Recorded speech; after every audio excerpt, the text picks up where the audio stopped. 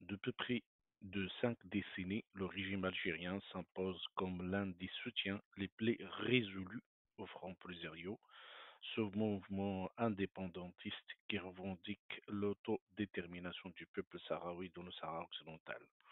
Mais pourquoi l'Algérie persiste-t-elle dans cette posture, souvent décriée sur la scène internationale? Une question qui trouve ses réponses dans un enchevêtrement d'histoire, d'idéologie et de rivalité régionale.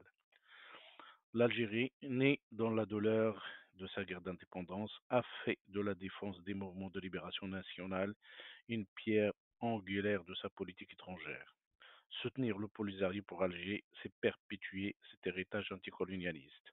Le Sahara occidental, inscrit par le Maroc à l'ONU parmi les territoires non autonomes, est vu par le régime algérien comme le théâtre d'une lutte légitime pour l'autodétermination des Sahraouis.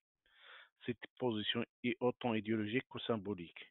Il permet à l'Algérie de cultiver son image de championne des causes des justes dans le monde, une position qu'il affectionne depuis les années 60.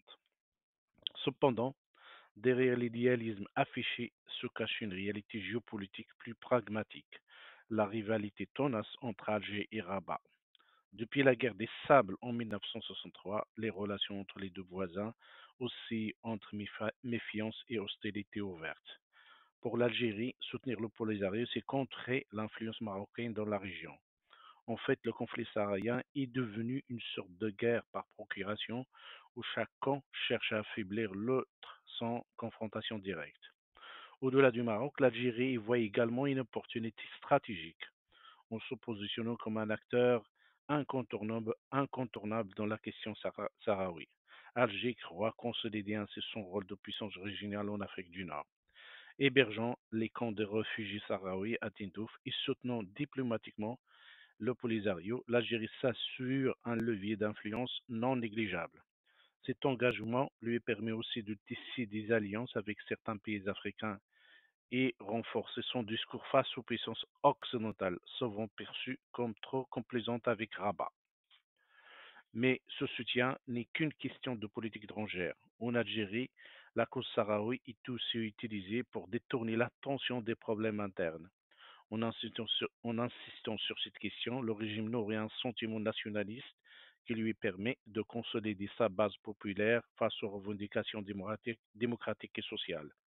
Accuser le Maroc de conspirer contre l'Algérie devient un outil commode pour éviter un examen critique des enjeux domestiques, qu'il s'agisse de la crise économique ou de la stagnation politique.